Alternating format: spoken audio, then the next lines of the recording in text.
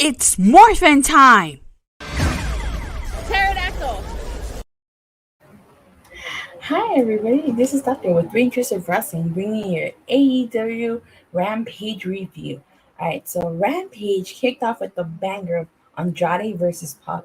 Holy cow, I knew this was going to be amazing, and I was absolutely correct. Of course, I already knew who won the match and what had happened because, I did get some spoilers.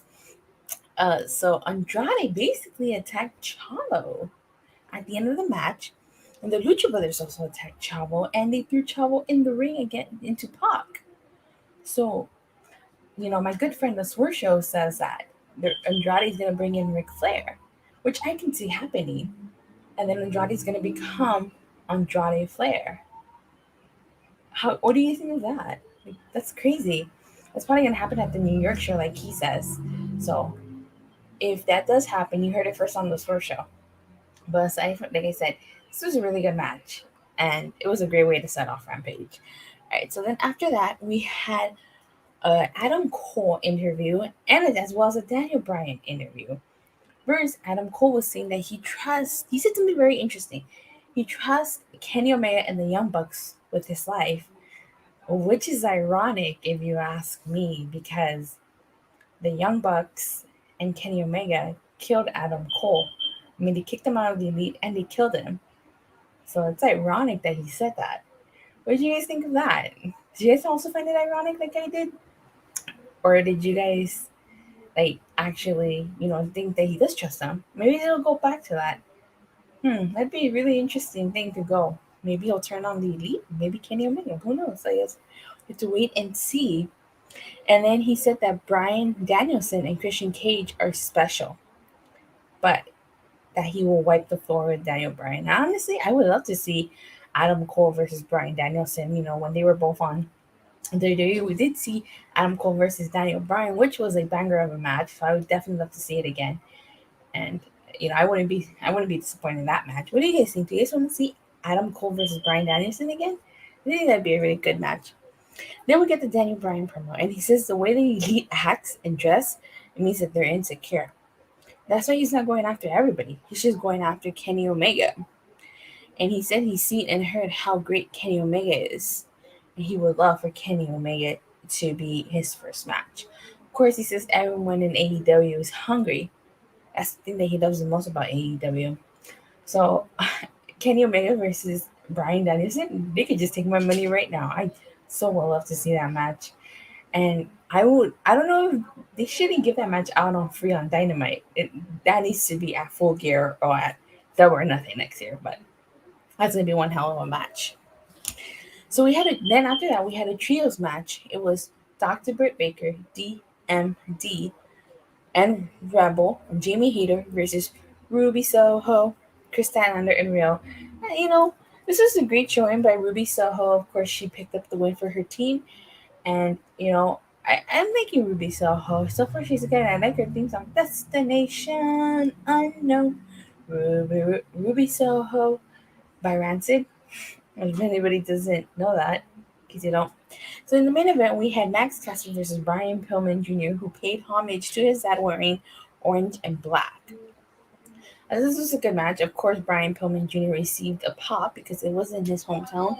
There was a post-match attack on Brian Pillman, and then Jon Moxley came out for the saves, which doesn't surprise me because Jon Moxley is also from Ohio. So if I had to rate Rampage tonight, I'd give it 5 out of 5, and I'd give it 5 out of 5. It was a good show. Made 1 hour fly by fast.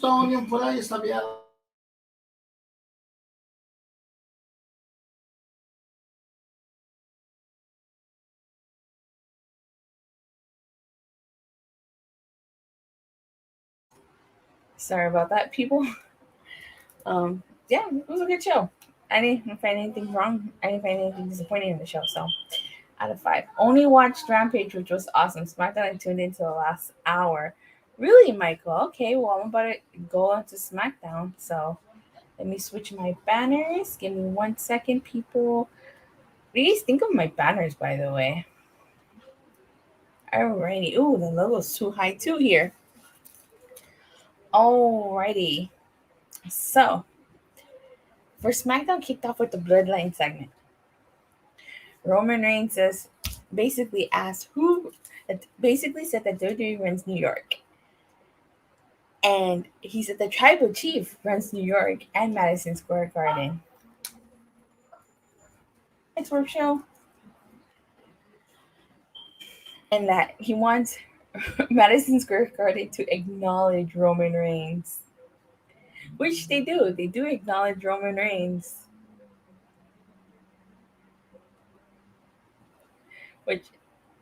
Alright. Wish I was at SmackDown tonight. Always a fun show when they are at MSG. Really? I've never been to MSG. I would love to go. If I ever visit New York, definitely want to go to MSG. So, after that, Brock Lesnar returned. Holy cow, Brock Lesnar returned. If you guys are interested in seeing my reaction to Brock Lesnar returning at SummerSlam, I have to say it's really interesting reaction. It is on my channel. I will definitely post the link down below so you guys can see my live reaction at SummerSlam. Yes, I was at SummerSlam in Las Vegas, just as the Swerve show. I gave him exclusive footage of that. So you guys need to check out my reaction to Brock Lesnar returning at SummerSlam. I think you guys would get a kick out of it. And Brock Lesnar basically asked Paul Heyman, why didn't he tell Roman that he was at SummerSlam? Everybody glances at Paul Heyman. Oh, I'm curious to see where this goes, I have to say. And then Heyman wastes no time and acknowledges Brock Lesnar as his client. And Lesnar says he wants to face Roman Reigns. And Reigns then comes back and attacks Brock Lesnar because he was about to give Paul Heyman the F5. So Roman basically saves Heyman. I'm so curious to see where this storyline is going. So after that, we get a 10-man tag match. It's King Nakamura, Rick Boogs, Big E, and the Mysterios versus Alpha Academy, Dolph Ziggler, and Apollo Crews, with a very special guest, none other than Trae Young from the Atlanta Hawks.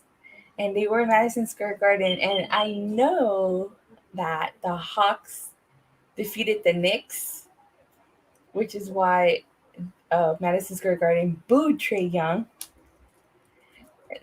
He had heat. They were booing him. So that made for a pretty interesting segment. I don't know why that was hidden, but okay. So, and then Sami Zayn was wearing I believe a Kevin Knox jersey, which even added fuel to the fire. It was this wow. Thank God I skipped out on the first hour. Actually, I liked the first hour. I thought it was a really good first hour. Michael 101591. And of course, the Mysterios, Big E, Nakamura, and Rick Boogs pick up the win. I thought it was a good match, honestly.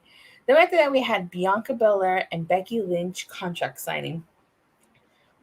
Basically, Becky says that if she wanted to, she could give Bianca a match whenever she wanted. She didn't need to sign the contract. And that she left her baby girl at home because she thought these people wanted her back. But yeah, basically, we're going to get Bianca Belaire versus Becky Lynch at Extreme Rules. Hopefully, this time they don't do Bianca dirty and it's actually a full match and not 26 seconds like at SummerSlam. Then we get a rematch, a SummerSlam rematch. It's Seth Rollins versus Edge. This match was an absolute banger. I absolutely like this match. Was it better than their SummerSlam match? No, I prefer their SummerSlam match. That Brood entrance, well, that won't be topped. And then if you're interested, I also have that on my channel too. Of course, Seth Rollins wins. He wins because he gives Edge a low blow and the curb stomp. And then Edge gets carried away in the stretcher, unfortunately. So I really hope he's okay. I think he was just selling. I haven't heard anything. So hopefully he's okay. Then I guess what turned out to be the main event of the night was the tag team title match between the Usos and the Street Profits. Like, we haven't seen this match before. So it was okay. It was a decent match. Of course, Roman came out to watch the match, and he had to interfere and get involved in the match to help the Usos retain their tag titles. And then Roman said that he does accept a Brock Lesnar's challenge, and then it ends with the Demon King appearing on SmackDown. So overall, I thought it was a good episode. There was only 3 matches? Let me see. 1, 2, 3. Yeah, 3 matches. It was a good episode. But if I had to give it a scale of 1 to 5, I'd give it I'd give it a 4 out of 5, just because we've seen the Usos versus the Street Profits, and so and we might see it again based on tonight's finish. We might see it again at Extreme Rules. So that's a match we've seen before. I mean, they have good matches. It's just I don't know if you need to see it that many times. So yeah. So what did you guys think of Rampage and SmackDown? What was the better show, Rampage or SmackDown? For me, it's hard to pick just because both shows are good, except for the main event of SmackDown. So I guess in that case, I'd give it a Rampage. But yeah, I thought tonight was a good night. So that being said, thank you guys all so much for watching. Please don't forget to like and subscribe, and make sure you hit that bell so you get notified whenever I go live. And bye.